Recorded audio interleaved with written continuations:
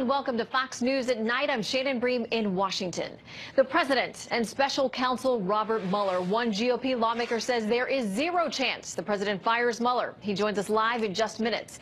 While others, like Senator Orrin Hatch, for example, say they don't support special protection for the special counsel, but Hatch adds this: firing Mueller would be the stupidest thing the president could ever do. Team coverage tonight with Chief Intelligence Correspondent Catherine Hare with new details about the firing of the #2 man at the FBI, Andrew McCabe. Ellison Barber tracking GOP lawmakers' threats to go after the FBI as they accuse the agency of refusing to turn over documents related to the Hillary Clinton email investigation.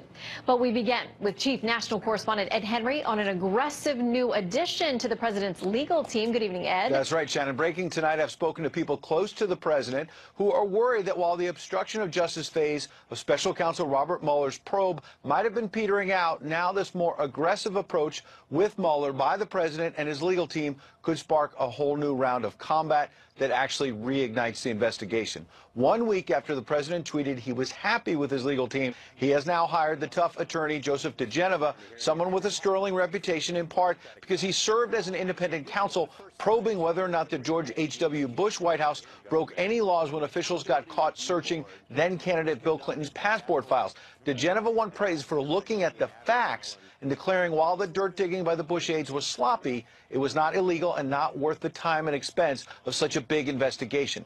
DeGeneva now joins an outside team of lawyers, including Jay Sekulow and John Dowd, that has been under the microscope. Dowd left even some Republicans like Trey Gowdy scratching their heads when he said this weekend that the Friday night ouster of former Deputy Director at the FBI, Andrew McCabe, for leaking and lying shows the probe of the president is illegitimate and should end. While DeGeneva back in January told our own Tucker Carlson McCabe and FBI officials like Peter Strzok and Lisa Page were part of a plot working to get Hillary Clinton off the hook and then framing the president when he beat Clinton. Watch. Suggest that Mueller should shut down and that all he is looking at is collusion. Go on television and if say, you have an innocent client, Mr. Dowd, act like it. Make no mistake about it. A group of FBI and DOJ people were trying to frame Donald Trump of a falsely created crime. While Democrats continue to try to fan the flames and claim the president will fire Mueller, a White House lawyer denied that, though the president did mention Mueller for the first time in a tweet over the weekend declaring, why does the Mueller team have 13 hardened Democrats, some big crooked Hillary supporters, and 0 Republicans? Another Dem recently added, does anyone think this is fair? And yet, there is no collusion. We're also learning McCabe kept notes on his meetings with the president that are now in the hands of Mueller, though it's not clear there's anything damaging there. McCabe's attorney, meanwhile, Michael Bromwich, tweeted, we will not be responding to each childish, defamatory, disgusting, and false tweet by the president. The whole truth will come out in due course, but the tweets confirm that he has corrupted the process that led to Mr. McCabe's termination and has rendered it illegitimate. But that claim that the process is corrupted could actually backfire on McCabe, making it more likely the Justice Department says a second special counsel is needed so an actual outsider can probe abuses at the FBI and Justice Department, which is exactly what the president has wanted for a long time. Shannon? We are standing by. All right, Ed Henry, thank you very much. James Comey, Andrew McCabe, and a half dozen more officials from the FBI have left their jobs amid intense scrutiny over actions they took allegedly aimed directly at the Trump administration. Chief Intelligence Correspondent Catherine Hare is here with that story and a word also that McCabe took notes during his meetings with the president and has turned them over to the special counsel. Catherine. Shannon, tonight special counsel Robert Mueller already has memos from fired FBI Director James Comey and now his fired deputy Andrew McCabe as the political fallout grows. A source close to the fired FBI deputy director confirms he documented his conversations with President Trump, where he often raised McCabe's wife and her unsuccessful 2015 Virginia Senate race. Jill McCabe received more than $600,000 from Democrats, including then-Governor Terry McAuliffe, a longtime Clinton ally. The FBI said the campaign contributions were not a conflict because it was before McCabe took the helm of the Clinton email case. But critics say the contributions showed bad judgment, and McCabe's termination for cause undercuts his credibility. I don't think it's any big deal. I'm sure that President Trump never said anything to Andrew McCabe that was illegal or implied any type of illegality, so he can keep all the memos he wants and turn them over. President Trump, who praised McCabe's firing as a great day for the FBI, emphasized that he spent very little time with the FBI's former #2, insinuating McCabe drafted the memos to help his own agenda. One senior Republican called for public hearings to show whether McCabe's termination was suspect, coming 2 days before his government pension kicked in. When it comes to this issue, we need as much transparency as possible to make sure it wasn't politically motivated. Fox News has learned the FBI branch that investigates misconduct allegations began looking at McCabe as early as last summer. The grounds for termination go beyond media leaks. The Inspector General concluded McCabe lacked candor on multiple occasions. FBI veterans who want the Inspector General to make the evidence public as soon as possible say Bureau rules on lying are strict. Lack of candor potentially gets you fired. That expectation applies to the brand new FBI agent, and it should apply to the deputy director. A senior House Democrat indicated McCabe's firing may be justified, but he remains concerned about a broader pattern. A half dozen of Director Comey's closest associates, including former General Counsel James Baker, Chief of Staff James Rybicki, Senior Agent Peter Strzok, lawyer Lisa Page, Media Chief Mike Corton have retired, been fired, reassigned, or demoted. Is this because they corroborate James Comey? That's a question we also have to answer. In his statement, McCabe said Director Comey knew about his contact with the media, which observers said appears to conflict with the former director's testimony days before he got fired. Have you ever authorized someone else at the FBI to be an anonymous source in news reports about the Trump investigation or the Clinton investigation? No. The Inspector General's report could come at any time, but in recent weeks, two sources tell Fox new leads were pursued and new interviews conducted. Shannon? All right, Catherine Herridge with the latest. Thank you very much.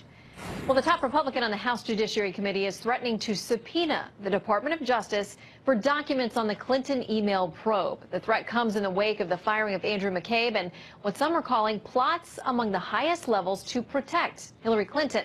Ellison Barber is here live tracking the very latest. Hello, Ellison. Hi, Shannon. The decision to fire McCabe allegedly came because of things discovered during an investigation by the DOJ Inspector General Michael Horowitz. Horowitz and his team are looking into a few different allegations in regards to the FBI and DOJ's actions before the 2016 election, largely in regards to the investigation of Hillary Clinton's private email server. The report, of course, is not public yet, and according to the chairman of the House Judiciary Committee, it's taking too long. Are you going to subpoena these documents? Well, the answer is yes, and as I say, the whole matter is coming to a head. We've had communications with the Department of Justice about this. Chairman Bob Goodlatte says Congress has only seen a small percentage of the documents collected. The ones they've seen include text messages between Peter Strzok and Lisa Page. To some, what they have already proves nefarious action. The FBI is in cover-up mode, and their Justice Department's helping them along. High-ranking people throughout the government, not just the FBI, high-ranking people had a plot to not have Hillary Clinton, indicted. To others, the documents, the IG investigation, have become part of an out-of-control conspiracy. The origin of the Inspector General of the Department of Justice launching this this investigation, was to look at the totality of 2016 and actually as far back as 2015 to look at the behavior of Director Comey and the FBI in terms of how it handled Secretary Clinton's email. At some point last fall, it became more about the text messages that were discovered between various FBI agents who were involved in that investigation. If there was a deep state that was in favor of Hillary Clinton, she'd be president right now. If there was a deep state that controlled the FBI that wanted to go easy on Hillary Clinton, they never would have started an investigation of her. In a new poll from Monmouth University, 74% of Americans said the deep state probably or definitely exist within the federal government. Monmouth defined deep state as the possible existence of a group of unelected government and military officials who secretly manipulate or direct national policy. They looked at privacy concerns as well, and the director of Monmouth's Polling Institute said across the board the findings were worrisome because, in his words, the strength of our government relies on public faith and protecting our freedoms, and that isn't particularly robust right now. Shannon? All right, Ellison, thank you very much. Joining us now to talk about the so-called deep state, the McCabe firing, another potential government shutdown, and much more, Republican Study Committee Chairman Congressman Mark Walker, who also sits on the House Oversight and Government Reform Committee. Great to have you with us tonight. Always a privilege, Shannon. Okay, so let's start with the deep state. Do those numbers surprise you at all that Ellison was reporting there? 74% of Americans polled. It's actually a thing, and it's manipulating potentially government action. No, I would agree. In fact, those numbers across Congress, 74% of our Congress members would probably agree the deep state exists because we see it on a daily basis. All right, so with that in mind, I thought it was interesting as well in those numbers that it crossed party lines. It was Republicans, Independents, and Democrats all in the 70s who believe that that is going on, as now the House looks at possibly subpoenaing the FBI because you're not getting cooperation there. Exactly. There's no question for the deep state people here in this culture, it's not about passion or policy, it's about retaining power. Far beyond Democrats and Republicans, it's about keeping that power and doing whatever they need to do to keep and retain that power. Okay, so let's talk about somebody who's not in power anymore, and that's Andrew McCabe. Sure, he's yes. gone. He was going to officially retire. The Attorney General stepped in and said, no, I'm going to terminate him instead. Now, he was acting, he said, on the recommendations of the IG, and then his investigation was forwarded to this Office of Professional Responsibility within the DOJ. Now, Robin Ashton, at least online, is the one who is still heading up that agency, that portion of the agency. Here's what then Attorney General Eric Holder had to say about her. When he appointed her back in 2010, he said, as a veteran career prosecutor, Robin is uniquely qualified to serve as counsel for professional responsibility, and I am confident she will lead the office with the highest standards of professionalism, integrity, and dedication. Now, that, to my understanding, that's the person who ultimately told the Attorney General that McCabe should be fired. Absolutely. In 7 years of service, her integrity, Robin Ashton's integrity, has never been in question. So you look at this, of the when, the investigation actually started before President Trump was even inaugurated. If you look at the who, you have two Democratic nominated and appointed people. You have the Inspector General Horowitz, 2011, and this Robin Ashton, 2010, by Eric Holder. Nobody has ever questioned their integrity. So now you reach the place of what? What were the charges? There was leaking and also lacking of candor. If you look at lacking of candor and look at the antonyms of candor, it's dishonesty, it's deceit, it's lying. So the DOJ Attorney General Sessions made the right decision in releasing McCabe. There's much more to this, and I believe we're just starting at the beginning of it. Do you have any idea or any sense, better than we do, about when that IG report will come out so that everybody can see it? My understanding is that McCabe's team said they did have a chance to see it, and they said up until a couple of days before his firing, they were still getting exculpatory evidence that would have benefited him. Yeah, we wanted to make sure this IG inspector's report comes out for the American people to be able to see. Do we have a specific date? We have not been given it, but I'm advocating, along with many others, that the American public can see this firsthand, because I believe this is the scratch of surface of peeling back the layers on the deep state here in Washington, D.C. Okay, now, we are looking at yet another potential government shutdown if you guys don't get a funding deal done by Friday night, midnight. We'll be here in case you want to join us. Hopefully you'll have a deal by then, but if you don't, I wanted to read something that I saw you quoted in Hill, that you're worried because Republican leaders, you say, will attach anything that leans to the left, because at this point I believe they're going to count on more Democrat votes than Republicans. And the piece goes on to talk about a number of things that the left would love to see, and they may get tacked onto this. Would you vote for it? No, if these Democratic left-leaning riders get attached to this omnibus, there's no way that I could support it. I think 80 Republicans voted against it the last time or something, some version of this. It would be very troubling for many of us who have promised the people that we represent that we would not support ideas such as the legalization or the stabilization of Obamacare, things of those natures, making sure that pro-life riders are certainly strong. It is trending the right direction. From our conference meeting we had this tonight, but we want to make sure, specifically this is about spending. If you look at the last 3 years of the Obama administration, the deficits ran 15%, 12%, and 13%. Right now we're heading at a 21% deficit. So for Republicans who have been jumping up and down talking about fiscal responsibility, it would be hypocritical of us not to do the same at this point. Okay, so odds of a shutdown on Friday night?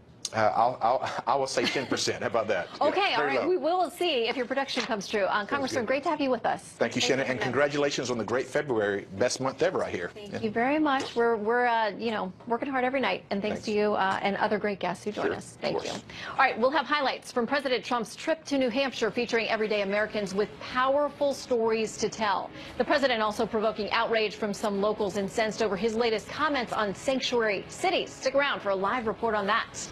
And also, attack dog attorney Joe DeGeneva joining the Trump legal team. Does it signal a new, even more aggressive approach? The president traveling to ground zero in the opioid epidemic, New Hampshire, focusing both on the gut-wrenching damage caused by the public health emergency and the administration's new efforts to combat it. Rick Leventhal joins us live from Manchester with more. Good evening, Rick.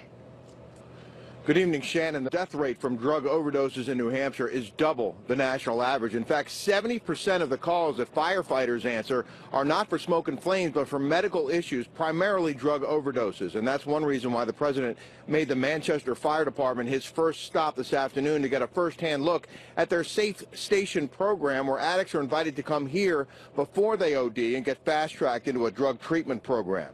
In his remarks this afternoon at Manchester College, the president talked about expanding treatment, but focused on getting tougher on drug dealers, suggesting major traffickers should face the death penalty for potentially destroying thousands of lives. And of all the blue ribbon committees we want, but if we don't get tough on the drug dealers, we're wasting our time. Just remember that. We're wasting our time. And that toughness includes the death penalty. Focus on preventing Americans from becoming addicted in the first place by finding non-addictive pain medications, and will also punish drug companies and doctors for over-prescribing opioids, cutting prescriptions by a third over the next 3 years. The president also introduced some parents who lost a child, and also introduced some of the agents fighting the criminals on the front lines. He got hooked on it and had to go to the street eventually, and he found fentanyl, and he's been gone for 2.5 years, and we miss him every day. It's been an absolute battle. We all work together, and we're going to get this solved. The president also stressed the importance of building the border wall to stop the flow of illegal drugs from Mexico, and talked about the critical nature of getting rid of sanctuary cities, because he says they are protecting major traffickers. According to a recent Dartmouth study, the sanctuary city of Lawrence, Massachusetts is one of the primary sources of fentanyl in 6 New Hampshire counties. ICE recently arrested 15 MS-13 gang members. These are not good people, folks, okay? These are bad, bad people. Moving forward in the weeks ahead, the president says he will cut drug prices for millions of Americans, but the focus today, Shannon, was on those lives lost. 116 Americans dying every single day from drug overdoses, and the president says if we don't get tough, those numbers won't get any lower. Shannon? All right. Rick, thank you very much. Well, a brand new addition to the president's legal team, attorney Joe DeGeneva. He's argued actors within the Justice Department are trying to take down the president of the United States. This is the single most important scandal of the last 50 years, because senior DOJ and FBI officials engaged in conduct that was designed to corrupt an American presidential election. It wasn't the Russians who corrupted the presidential election. It was the American officials at the Department of Justice and the FBI. Let's talk about it with tonight's panel. Adrian Elrod, former director of strategic communications for Hillary Clinton. Charlie Hertz is the opinion editor for the Washington Times and a Fox News contributor. And Katie Pavlich, Fox News contributor and townhall.com editor. Great to see all of you tonight. Good evening. Hi, Shannon. Okay, so talking about this edition now of Joe DeGeneva, The Hill today says that adding DeGeneva suggests Trump wants to go more on the offensive, given DeGeneva's past statements arguing that investigations of Trump are meritless. The New York Times said he represents an aggressive presence on the team. What do you say, Katie? Yeah, I think that he certainly has a record in Washington, D.C. of being somewhat of a bulldog. And as the Mueller investigation gets closer to the White House, not in the sense of any wrongdoing, but just in the sense of wrapping up the investigation, the president wants everyone on his team who can defend him against any kind of allegation that the Mueller probe brings. And looking at the fact that we are now a year and plus into this, and when all of the indictments that have come down are unrelated to Russian collusion or the presidential election of 2016, I think the president is doing what he thinks is best in terms of defending himself and making sure he is covered on all bases, and bringing him in as a Washington, D.C. veteran and getting in the dirt, knowing how politics works in that town is probably not a bad idea. Yeah, and Adrian, clearly the president is going on the offensive. I mean, the tweets this weekend, not restrained. Yeah, not restrained in the least. That's exactly right, Shannon. Look, I think it's clear that President Trump is staffing up. This investigation continues to ramp up by the day.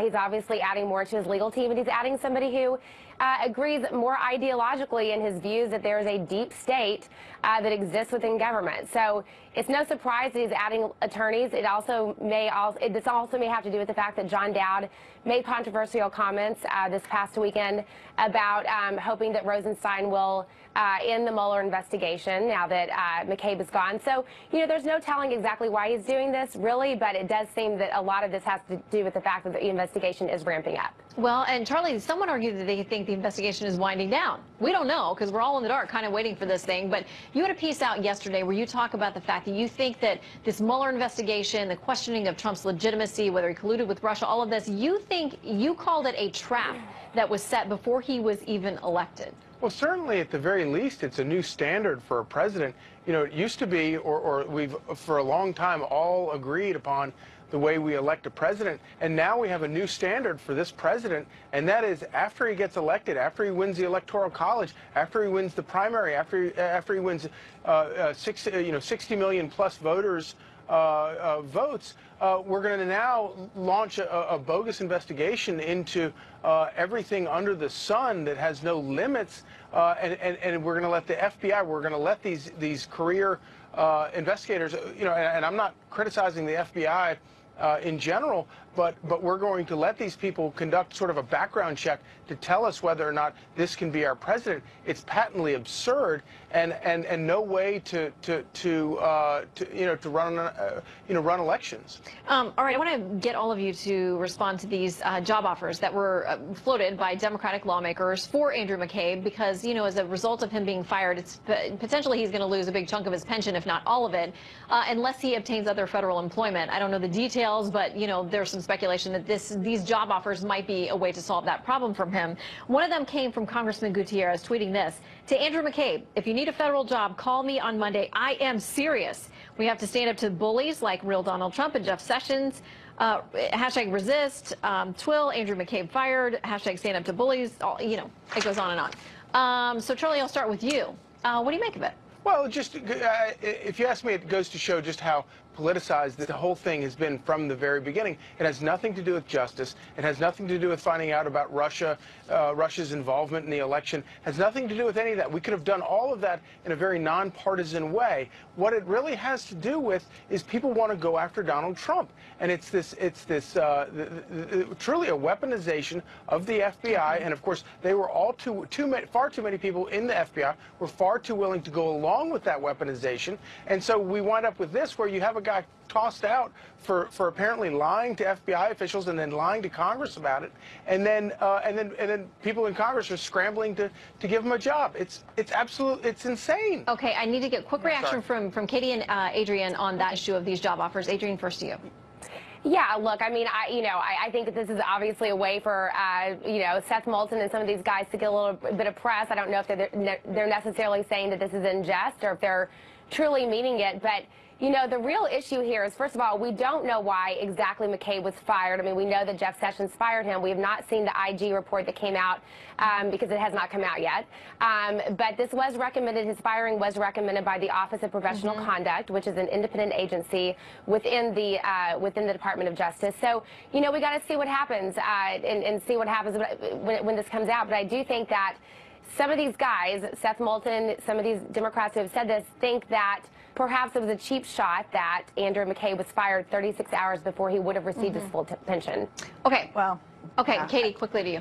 Yeah, quickly. I just think that it's disservice to the country for Democrats to be coming out on the side of corrupt government officials. Andrew McCabe is being treated just like other FBI agents inside his agency who have been referred by the Inspector General, by the Office of Professional Responsibility, to lose his job for breaking the rules and potentially breaking the law. And for them to come out in his defense when it's a matter of accountability for a government official really is telling about which side of this that they're on. All right, panel, stick around. We'd love to have you come back to talk about some other topics, but that's it for now.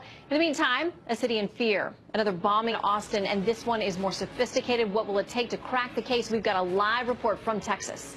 And a self-driving Uber ride turns dead. By the way, at the scene, since the incident happened last night, it was closed all day long. The residents here were told to shelter in place, but since then, the roads have reopened and police have allowed people to come back in. The explosion itself happening literally just right back in that yard behind me. More than 500 federal agents, boots on the ground, are working this case in Texas, and that is only at the federal level. We're not even talking about all of the state and local law enforcement resources being diverted to Austin. It gives you a sense of how urgent this is, especially when you have the city's police chief come out and say the words serial bomber.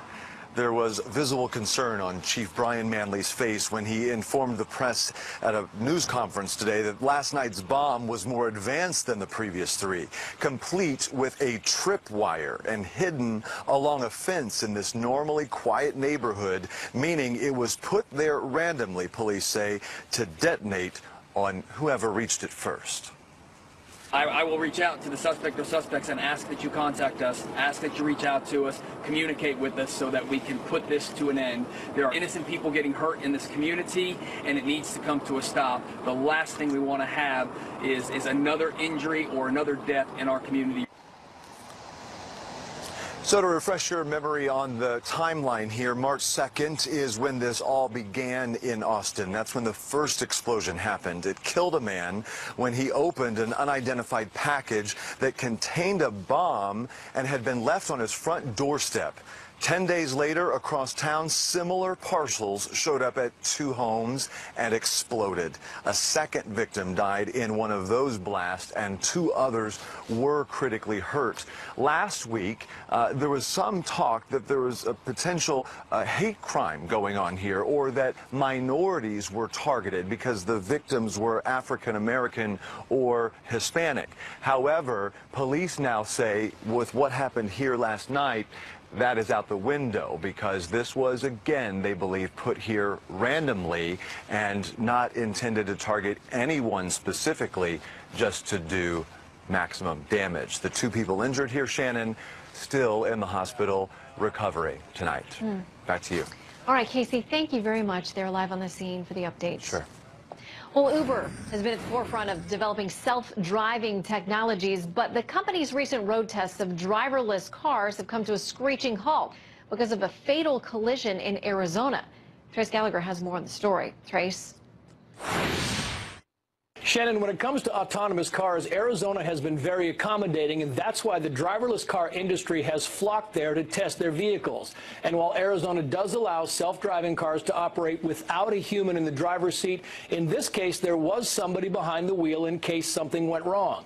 The woman who was hit and killed by the Volvo was near a movie theater and was walking her bicycle across a busy intersection outside of the crosswalk. It happened about 10 o'clock last night, and police say almost as soon as the woman stepped into the street, she was hit. The Uber car was traveling about 40 miles per hour, and police say there were very few indications the car tried to slow down. As for the human in the driver's seat, authorities will only say that he was not impaired, but they are not releasing his version of events. Watch. Do you go about this just as if someone was actually driving the vehicle? Is the investigation the same? It's going to be similar in the fact that they are going to attempt to try to find, you know, who was possibly at fault and how we can better be safe, whether it's pedestrians or whether it's the vehicle itself. But that is going to be a part of the investigation. The victim has been identified as 49-year-old Elaine Hertzberg. For now, Uber has suspended its self-driving programs in Phoenix, San Francisco, Pittsburgh, and Toronto. An Uber self-driving car was also involved in another crash a year ago in Tempe. In that collision, a Volvo sport utility was hit when the driver of another car failed to yield. The Uber vehicle was not at fault. In fact, a self-driving car has never been at fault in an accident, and this case is still being investigated. The auto and technology industries have always warned that there could be accidents and deaths involving self-driving cars, but they could eventually also save thousands of lives a year because they don't get distracted and always obey traffic laws. What they're not great at is unpredictable human driving or behavior. A proposal in the Senate would allow automakers within 3 years to each sell up to 80,000 self-driving vehicles if they can demonstrate they're as safe as current vehicles. Shannon. Trace Gallagher in LA, thank you. Well, a bombshell revelation amid outrage over Trump campaign consultants mining for Facebook data. A campaign aide to former President Obama says fire over reports the company let a data mining firm affiliated with the Trump campaign have access to information about tens of millions of users. Now, Facebook has blocked the groups involved and has launched an investigation. But tonight, a former campaign official for President Obama's 2012 run says they got a much different reaction when they used the social media site to reach millions of young voters. She says, quote, they were very candid that they allowed us to do things they wouldn't have allowed someone else to do because they were on our side. Tonight's panel is back. Adrian Elrod, former director of strategic communications for Hillary Clinton. Charlie Hertz, the opinion editor for the Washington Times and a Fox News contributor. And Katie Pavlich, Fox News contributor and townhall.com editor. Welcome back, panel. I want to read something that is posted now by the Vice President and Deputy General Counsel of Facebook. He says this: the claim that this is a data breach is completely false. Alexander Kogan requested gained access to information from users who chose to sign up to his app, and everyone involved gave their consent. People knowingly provided their information. No systems were infiltrated and no passwords or sensitive pieces of information were stolen or hacked. But apparently the problem came when they realized this information wasn't being used as they thought it was going to be for academic purposes, but instead was being used for political targeting by a Trump-connected campaign consultant. Charlie, what do you make of the controversy? Well, it's kind of funny because, of course, I remember back in 2004 when Howard Dean was first doing some of this data mining, and he was heralded as a hero. Obviously, in 2008 and 2012, everybody was marveled at Obama's ability to use this kind of data, mining this kind of data to reach voters. And of course, as soon as Donald Trump does it, it then becomes a scandal. And then everybody starts talking about needing to curb it or regulate it or whatever. But the truth of the matter is that's the business these people are in. They're in the business of collecting people's personal data, selling it to people to be mined so that people can advertise or do whatever. Katie, are we talking about apples and oranges here? Because the Obama information was collected and people knew that they were doing something to support the Obama campaign versus the situation here, people maybe weren't told that their information would be used for political purposes, but at least the ones who downloaded and started working with this app did say that they would give up certain information about the city they lived in and some of their friends and contacts on Facebook. They just didn't know how it was ultimately going to be used. Look, it may be apples and oranges in terms of the direct comparison about how the Obama team and the Trump team used the data and what people who voluntarily gave their information were told in the fine print, which I'm sure we all read the fine print in those agreements, right, about exactly what we're giving up. I think that this is actually being overblown. The fact is we live in an environment now where big tech runs the world, and all of our data is up for fair game. They use it to target us for advertising. They use it to target us politically. Your smart TV is listening to you, and they can tell you what you need to buy next week when you go shopping. I mean, I understand that people feel violated, but at the same time, this is how tech companies make their money. If you're going to use their services for free, they're then going to use you and your data to make them lots of money. Well, and Adrian, I mean, Facebook says they've launched an investigation, and their concern was that from the, I believe it was about 270,000 original people who agreed to this app, they somehow mined this for either, based on the estimates, 30 to 50 million other Facebook users' information. Do you think we'll ever get to the bottom of this? Yeah, look, I do agree, first of all, with Katie that, look, anytime you sign up for Facebook, Twitter, Snapchat, any sort of social media platform, you should assume that your data will be mined in some way, shape, or form. There's always the fine print that none of us ever actually read in full when you sign up for these things, but ultimately, people do expect their data to be protected at a certain level. I do think Congress needs to have a little bit more oversight of some of these social media companies. You know, in the case of Facebook, Facebook has gotten away with a lot. We saw a lot of, you know, quote-unquote fake news that moved across the Facebook platform during the 2006 campaign. I think they need to be a little bit more regulated, and I think Congress will look into this. Yeah, and some of that fake news was from, well, it was from all different angles and all different sides of many different issues, and apparently there are folks on both sides of the aisle tonight calling for some more answers from Facebook and other media companies who may be hauled up here again on Capitol Hill. And won't that be interesting? In the meantime, Adrian, Charlie, and Katie, great to have you with us tonight. Thanks, Shannon. Thanks, Shannon. Our persuader in chief, well, the man who created Dilbert, cartoonist and satirist Scott Asian in a world where facts don't matter. But you may know him better as the creator of the comic strip Dilbert. Scott, great to have you with us tonight. Thank you. Thanks for having me. Now, listen, you're somebody who predicted a long time ago that President Trump would be President Trump. I mean, you saw something in his messaging and the way he related to people, and you say he's still doing it. I mean, what's your analysis of him? Yeah, I've got a background in hypnosis, and I've studied persuasion for decades as part of my job, and I see in him more persuasion power than I've ever seen in one human being. It's a collection of skills that all work together to be very persuasive. All right. And you're probably going to ask about the tweets, the recent tweets. I feel that's coming. Yeah, because you've got some reaction to them, and you say that, you know, people may be missing the bigger point with him and the way that he creates a message and what he's doing long term. Yeah, you see in his recent tweets about McCabe and Comey and Mueller that he's doing the same thing that he did successfully, I think, with Judge Curiel, which is he called out potential bias, and it doesn't matter if there's real bias or not, as a legal persuasion strategy. It's really good to call it out and put that in everybody's mind. It does two things. If the decision goes against him, well, then he's got a ready-made excuse, and he can say, look, I called out the bias.